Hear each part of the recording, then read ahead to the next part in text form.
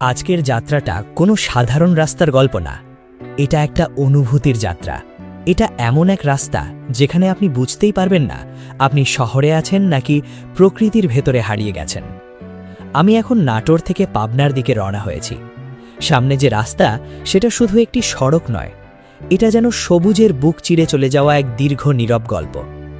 যখনই গাড়ি এগিয়ে যায়, দুই পাশে এমন সবুজ দৃশ্য চোখে পড়ে যা মুহূর্তেই মনকে শান্ত করে দেয়। মনে হয় না আপনি দ্রুতগতির আধুনিক সড়কে আছেন, বরং মনে হয় আপনি কোনো গ্রাম বাংলার ক্যানভাসের ভেতর দিয়ে ভেসে চলেছেন। এই রাস্তার সবচেয়ে বড় সৌন্দর্য হল এর দুই পাশে বিস্তৃত সবুজ প্রকৃতি। ধানক্ষেত, খোলা মাঠ, ছোট ছোট গ্রাম, তাল গাছ, নারিকেল গাছ সব মিলিয়ে এক অপূর্ব প্রাকৃতিক টানেল তৈরি হয়েছে। কখনো কখনো রাস্তার ধারে দেখা যায় পানির ছোট খাল বা বিল, সেখানে সূর্যের আলো পড়ে ঝিলমিল করে। মনে হয় প্রকৃতি নিজেই এখানে বসে ছবি আঁকছে। এই পথ দিয়ে চলতে চলতে বোঝা যায় বাংলাদেশ আসলে কতটা সুন্দর। আমরা অনেক সময় শহরের কংক্রিটের ভেতরে থেকে এই সৌন্দর্য ভুলে যাই। এখন রাস্তার দিকে তাকালে দেখা যায় ঢাকা রাজশাহী মহাসড়কের বিভিন্ন যানবাহন দ্রুত গতিতে চলাচল করছে। বড় বড় বাস, ট্রাক, মাইক্রোবাস, প্রাইভেট কার সবই যেন এক নিরবিচ্ছিন্ন যাত্রার অংশ। ঢাকা থেকে রাজশাহী উত্তরবঙ্গের দিকে যাওয়া এই রুটটি দেশের অন্যতম ব্যস্ত সড়ক। কিন্তু আশ্চর্যের বিষয় হল এই ব্যস্ততার মাঝেও এই রাস্তাটা নিজের প্রাকৃতিক সৌন্দর্য ধরে রেখেছে। যত দূর চোখ যায় শুধু সবুজ আর সবুজ। মাঝে মাঝে রাস্তার পাশ দিয়ে হালকা বাতাস বইছে, আর সেই বাতাসে ধান গাছগুলো দুলছে। মনে হয় প্রকৃতি আমাদের স্বাগত জানাচ্ছে। এই রাস্তার আর একটা বিশেষ দিক হল এর মসৃণতা। সড়কটি বেশ ভালো অবস্থায় আছে, গাড়ি খুব সহজে চলাচল করতে পারে।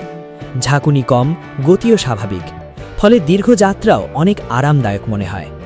এই পথে চলতে চলতে আপনি কখনো বুঝতে পারবেন না সময় কিভাবে চলে যাচ্ছে, কারণ বাইরের দৃশ্য এতটাই সুন্দর যে মন বারবার বাইরে আটকে যায়। এক পাশে সবুজ মাঠ, অন্য পাশে ছোট ছোট গ্রাম, কোথাও দেখা যায় কৃষকরা কাজ করছে, কোথাও শিশুদের খেলা, কোথাও আবার রাস্তার ধারে ছোট চায়ের দোকান। এই সব কিছু মিলিয়ে একটা জীবন্ত বাংলাদেশ তৈরি হয়। নাটোর থেকে পাবনা পথে এই রাস্তা শুধু যাতায়াতের জন্য নয়, এটা একটা অভিজ্ঞতা। যারা প্রথমবার এই পথে যান তারা সাধারণত অবাক হয়ে যান, এটা কি আসলেই বাংলাদেশ?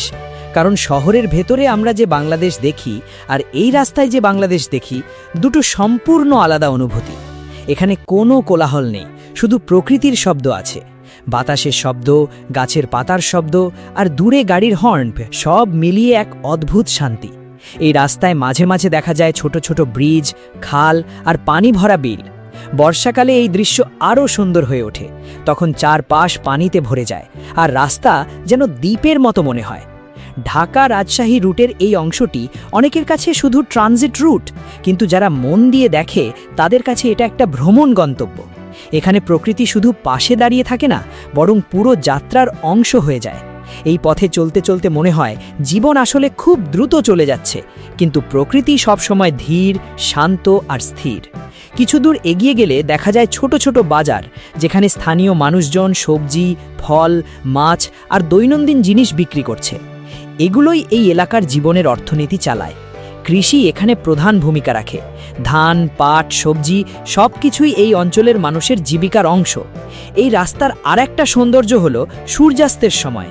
যখন বিকেল নেমে আসে তখন সবুজ ধানক্ষেত সোনালি আলোয় রং বদলে যায়, রাস্তার উপর লম্বা ছায়া পড়ে। তখন মনে হয় পুরো পথটাই যেন এক সিনেমার দৃশ্য। এই যাত্রা শুধু নাটোর থেকে পাবনা যাওয়ার পথ নয়, এটা প্রকৃতির সাথে এক সংলাপ। এটা মনে করিয়ে দেয় আমরা যতই শহরে থাকি, আমাদের শিকড় এখনও এই মাটির ভেতরেই আছে। সবুজ, শান্তি আর নীরবতার এই রাস্তায় চলতে চলতে শেষ কথা একটাই: বাংলাদেশকে সত্যিকারের ভাবে দেখতে হলে এমন রাস্তায় ভ্রমণ করতে হয়।